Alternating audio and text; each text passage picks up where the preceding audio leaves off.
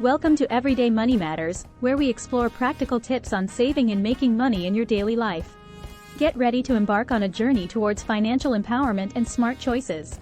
Subscribe now and let's make every day count for your wallet. In today's video, we will discuss how to apply for a credit card. Now let's get to it. You're ready to apply for a credit card, a powerful financial tool that can build your credit and buying power. And one of two things will happen when you apply: you'll be approved or denied. But here's the scoop. You're in control of everything card issuers use to make that decision. So if you're wondering how to get approved for a credit card, the answer is pretty simple.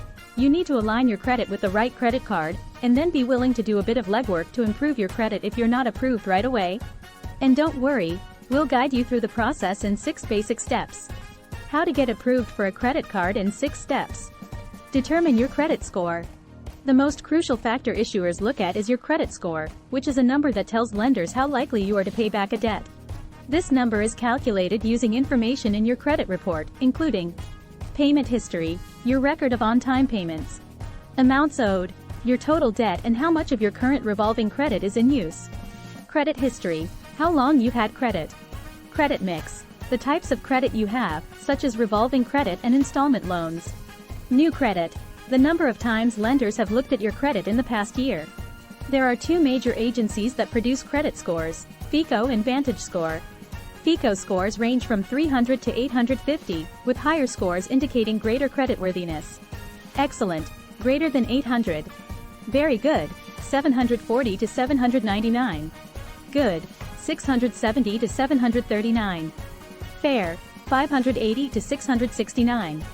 Poor, less than 570. Vantage scores also range from 300 to 850.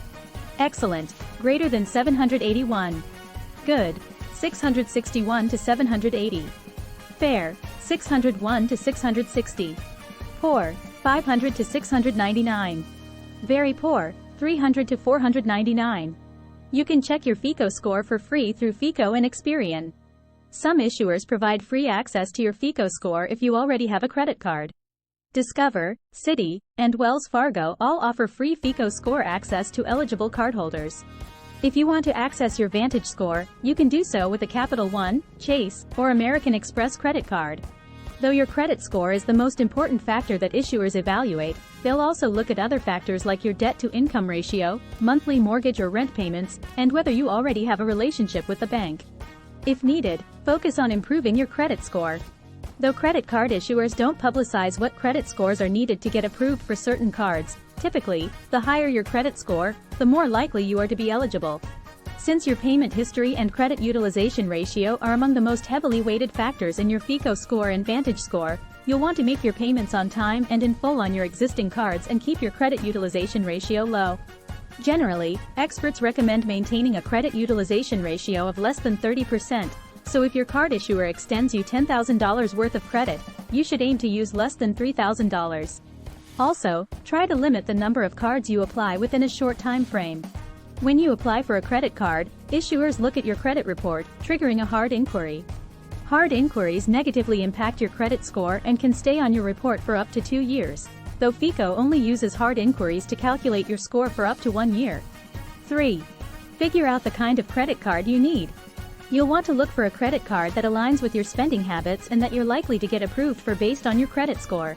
For example, cardholders with no credit history or a poor credit score are more likely to get approved for a secured card than a luxury card. These are just some of the many different types of credit cards on the market. Secured cards. These cards require cardholders to put down a deposit to receive a line of credit. The deposit acts as collateral if the cardholder fails to make payments.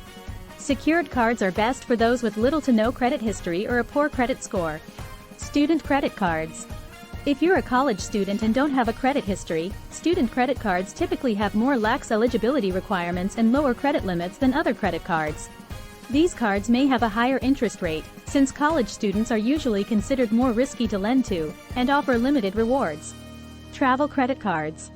Travel cards offer travel-related perks and rewards that can be redeemed for flights, hotel stays, and more.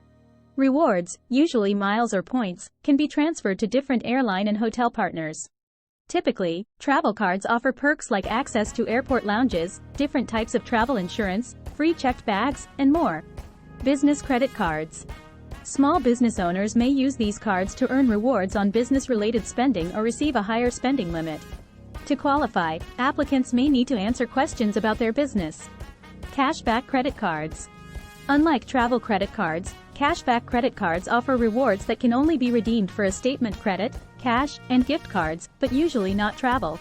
These cards usually offer fewer perks than travel credit cards. Check for pre-approval. Check if the issuer offers pre-approval once you've found the credit card you want to apply for. While applying for a credit card can ding your score, pre-approval triggers a soft credit check, allowing you to see if you're a good fit for a card without harming your credit score. Issuers like Capital One and Discover offer online pre-approval forms. You may also receive pre-approval offers from issuers in the mail. Even if you're pre-approved, it doesn't guarantee your eligibility.